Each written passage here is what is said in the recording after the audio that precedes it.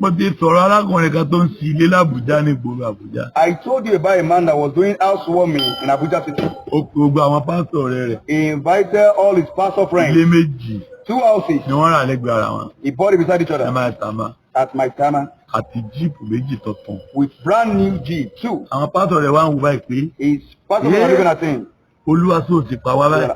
Oh Lord, did you call us at all? Bóyá ló pè wá o. We are not sure that he called us. Wọ́n dẹ̀ ń wò báyìí. They were looking at him. They were amazed. Wọ́n máa ní ká fún bàbá alájọyọ̀ ní microphone. And they said they should give the celebrant microphone. Ó nàwó lọ́wọ́ gbà. The celebrant collected it. Hello to ẹ. He said hello. Hello to ẹ. Hello to ẹ. Hello to ẹ. Sẹ́ẹ̀rí ẹ̀yin pásítọ̀. Yóò máa fọ́nì sí. It will be funny to you. Yóò máa kọ́lé méjì. That I built 2 houses. Pé mọ́tò tuntun méjì láti ara ẹ̀ lọ. And I have 2 brand new. Ẹ wà máa wo ẹgbẹ́ àbí mi ò ní pè ní. I will think maybe you are calling. Of course you are. Ẹni pè. You are called. Ẹni pè. You are calling. Ẹni pè. You are calling. Ẹni pè. You are calling. Wọ́n jẹ́ mọ̀ká yàtọ̀ ni. But covenant is different. Wọ́n jẹ́ mọ̀ká yàtọ̀ ni. Covenant is different. Mr. Jeremiah. Mr. Jeremiah. Ẹ dìde. Be on your feet. Ẹ bá dìde. He stood up. Àwọn ni Ọlọ́run lò fún mi tán ra lẹ̀ méjèèjì. He's the one God used for me that bought this house for me. With 2 G's. Àwọn ni wọ́n rà fún mi. He bought it for Ẹ me. bá náwó sí wọn pé kọ́ lọ máa ràn wọ́n lọ́wọ́ lọ. Help me to straighten sin and say God to keep on helping. They did so on the prayer. Ọjọ́ kẹta àbọ̀jọ́ kẹrin. They thought on the 4th day. Jeremiah ń lọ Amẹ́ríkà. Jeremiah was traveling to America. Ọwọ́ plane Amẹ́ríkà. And he bought an American plane. Ó dẹ̀ kùnú plane. And he died in the plane.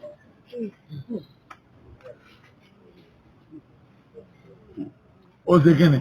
What did I say? He died. Wo ṣé bí òun lọ fa olóore rẹ̀ lé àwọn ọ̀tá lọ́wọ́. He was the one that handed over his effort to his enemies. Ta ló sọ fún ọ pé pásítọ̀ ni wọ́n? Who told you they are pastors? Ta ló sọ fún ọ pé ìwọ ẹ̀mí Ọlọ́run ní bẹ́nu wọn? Who told you that God's spirit lives in them? Ta ló sọ fún ọ pé ìwà ìmọ̀nàgbé dání? Who told you they are holy? Ṣé bí mo sọ kan fún ọ níbí báyìí? I told you about one here. Níta mẹ́rin gangan sí mi. At its American country. Tí wọ́n ń ṣe ẹgbẹ́ pásítọ̀.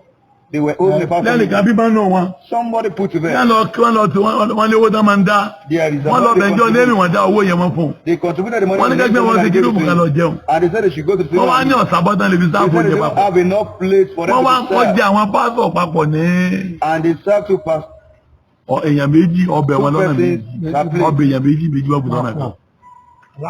Lójú ẹsẹ̀ ọmọ ẹgbẹ́ jẹ ìsọ̀ àmàlà kan tán ọjà kejì lọ́wọ́ lọ́wọ́ fi òkèlè lọ́rùn lọ́wọ́ sílẹ̀. He took a swallow and he was holding his throat. Ọ̀rọ̀ náà wá ti sọ̀rọ̀ mọ́. He couldn't talk. Kò pé ìṣẹ́jú márùn-ún. Before 5 minutes. Sọ̀rọ̀ mọ́. He couldn't talk.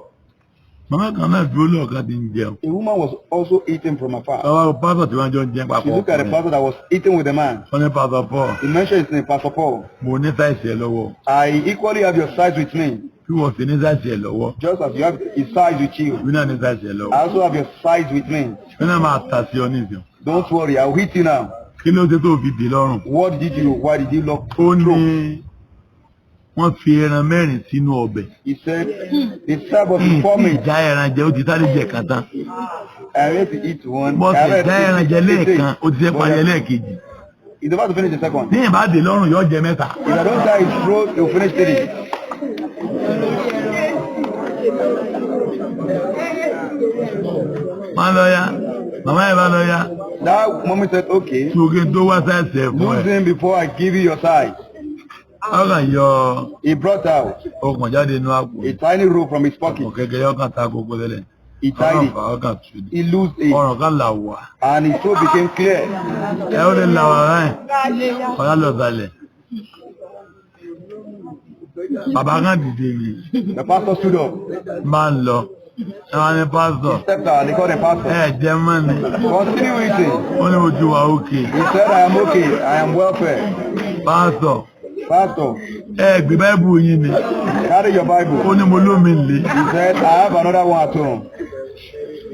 Kò gbé Báíbù kò jẹun. He didn't carry his Bible. Ẹ gbé Báíbù ó ní màá rà Carry your mí. Bible. He said, I'll buy another one.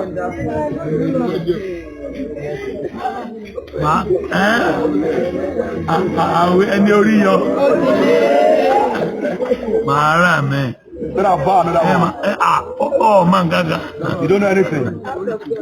Oh man, out of God before.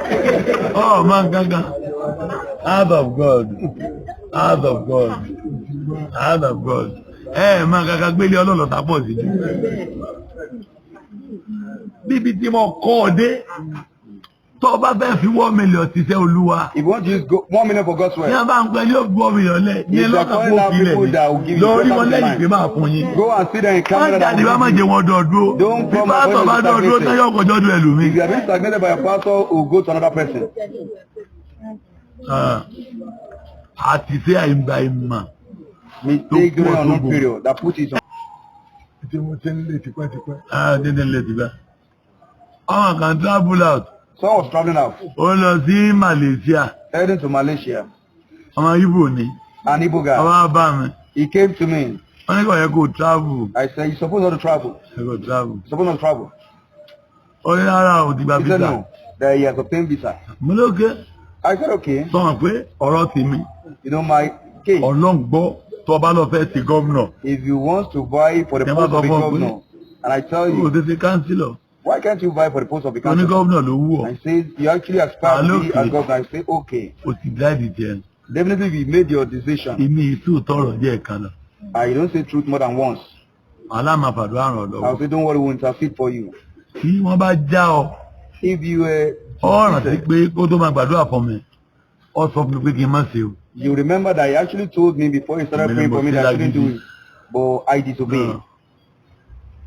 Ìfúnra mi wà láti. I don't stress myself. Ẹ̀ẹ̀kan ni màá tó tọ́. I'll say the truth once. Tó o bá ti follow bí mo ń lọ. If you don't follow my destination, follow mi dán lọ. Then I'll follow you. Ọmọkùnrin kan ọ̀rọ̀ ra mọ́tò. Ọbẹ̀ lọ gbé mọ́tò ṣe fàájì. Àbúrò àwọn ọmọ fámìlì wọn kan bímọ. Wọ́n fẹ́ lọ sí Òjé. His family member gave birth to a child and he wanted to go to the I told him not to go with it. Wọ́n gbé mọ́tò lọ o. I told him not to go with his car. He said nothing will happen. Mo ní ID. Don't go with your car. He said, but if I park it 4 houses to hours, I said, that one is okay. I said it is okay. Daddy has to come money. I said no, it is okay. Took it to the naming ceremony on Saturday. On Monday. On Monday. There is a program that holds in Ibadan. He parked and he went before he came out. Ọkà bẹ̀rù gọ́tà ni. Ní bá wọnú gọ́tà. Wọ́n ní kí ní olóòwò á máa tó. Is that what are you looking for inside his car? Wọ́n ní bó ti bá ń ṣẹlẹ̀ nìyẹn. Wọ́n níbi tí ọ̀yẹ́kọ́ wá sí ọmọ wá sí. Ọlọ́ngbọ́n wọ́n lọ wọnú gọ́tà wọ abẹ́ pápọ̀ nù gọ́tà. Àwọn kọ́ gbọ́ abẹ́ gọ́tà. Wọ́n ní bó ti bá ń ṣẹlẹ̀ nìyẹn. Wọ́n ní kí ní ṣẹlẹ̀ olóòwò á máa tó wọ́n. Wọ́n sábẹ́ gọ́tà lẹ́wà àti rí. Ó lọ́wọ́ ọmọ bí ó wà náà. Bàbá pè mí. Daddy. He called me, hello daddy. It don't happen. Ó ti ṣẹlẹ̀ o. Mo ní kí ni happen. I said, what is that? Mọ́tò. Is that my car? Tó ń gbé lọ church. That he took to his church. Ó wò rí mọ́ o. He's looking for it. Oníjẹ́ mọ́ gbàdúrà lórí ẹ̀. I said, let me pray on it. Ọlọ́run gbọ́ pé wa. Oh Lord, receive it. Gbàyẹn wa tàmọ́lẹ̀. And I pray. Shine your light. You will see it. Ó rí. You will find it. You will surely find it. Ọwọ́ alọ́sẹ̀ méjì kò rí. He was searching for you for 2 weeks. Ṣé wàá pè padà pé dáàdì? Later call daddy. Ẹ̀sùn tọ́ fún mi. Tell me. Ìrìn mọ́tò ìmọ̀. I am here to see the car. Láti ọ̀sẹ̀ méjì òní. I said for the past 2 weeks, he said yes. Kí ló pọ́ mọ́tò oní Toyota? Which product is that Toyota? Ó rí mọ́tò Toyota ń gbó láti gbà yẹn. So you know this Toyota product since then. Ó lọ rí Toyota. Ń gbó ní Toyota ó ti rí mọ́tò rẹ̀ náà nù. Why you send me to see your car? Níjọ́ ni tí mo ní ọmọ lọ lé yìí tó ní kọ́ páàkì ilé kẹrin. The other day I told you not to go to your family house. I told you park. Èmi lè ti sọ tọrọ ìwọ ọgbọ. Èmi lè ti gbàjẹ́. Truth, but you refuse. Tó àgbàdì náà wà gbàdì ní báyìí. Ó ní kọ́lá kẹ́ni má délé wa lọ́dún mẹ́ẹ̀ẹ́dógún máa wọlé. He said if you ask me not to go to my family for 50 years, I will obey. Èmi òótọ́ ọ̀rọ̀ pàmbélé ni. Ọ̀gá ogun tó fẹ́ tú ayé rẹ̀ ká. Ogun yẹn bá iná jáde. Ẹnìkan bẹ́ẹ̀ dùn sẹ́nẹ́tọ̀ ní Ogun State. Someone wanted to contest for the post of a senator in Ogun. Ó ti ṣe díẹ̀ wọ́n wá bá mi. Very long, he came to me. A gbé lórí òkè. I took him to the mountain. Orí òkè Ìkòyí náà ni. Ìkòyí mountain. A bá gbé Ìkòyí lọ. Wọ́n tẹ̀lé mi lẹ́yìn. Mọ̀kàn fẹ́ gbé tẹ̀lé step tọ́kàn. Mọ̀kàn rí igi méjì tó wù dára step. Wá dúró, làwọn náà bá dúró bá ṣe báyìí. Wọ́n ní kílẹ̀ ń wò. He said, what are you looking at? I said something. Why the village you are we are taking? One agree on the first day. One agree. The other doesn't have leaves.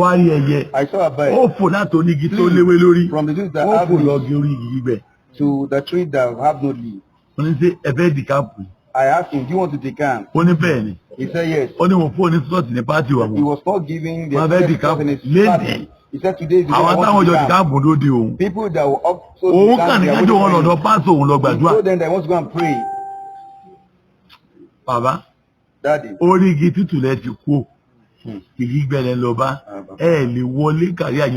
I told him you can't emerge and your career will be destroyed. He said that's why I said yes. He said pray for me. Let me leave. I prayed for him. And he called them. I'm no more coming. And he didn't go. I was on another election year. He wanted to contest for the post of senator. I called him. Daddy. It's been long. He said, Daddy. That's you. I said, yes. He said, I recognize you. I said, no, you're supposed to recognize my voice. You're supposed to know my voice.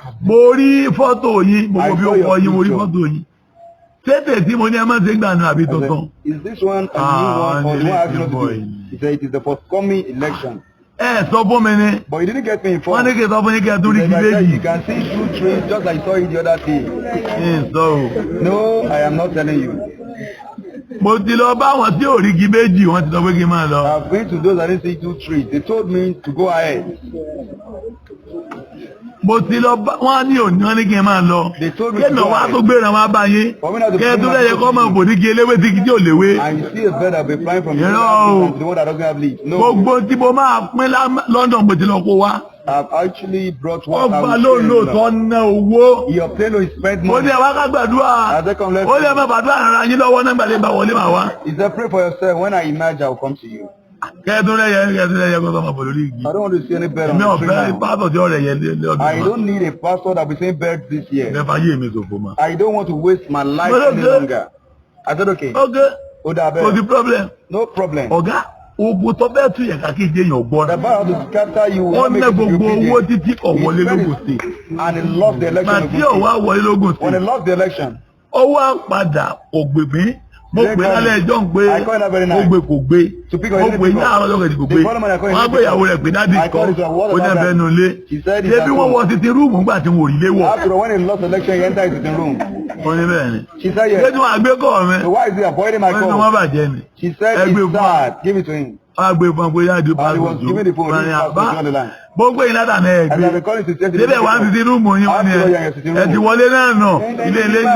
Your house is your house. Look at me, sir. Shout aloud.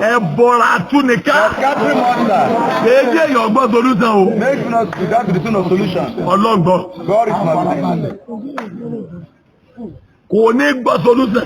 such a person will not listen to solution. He will say no. That Capri monster.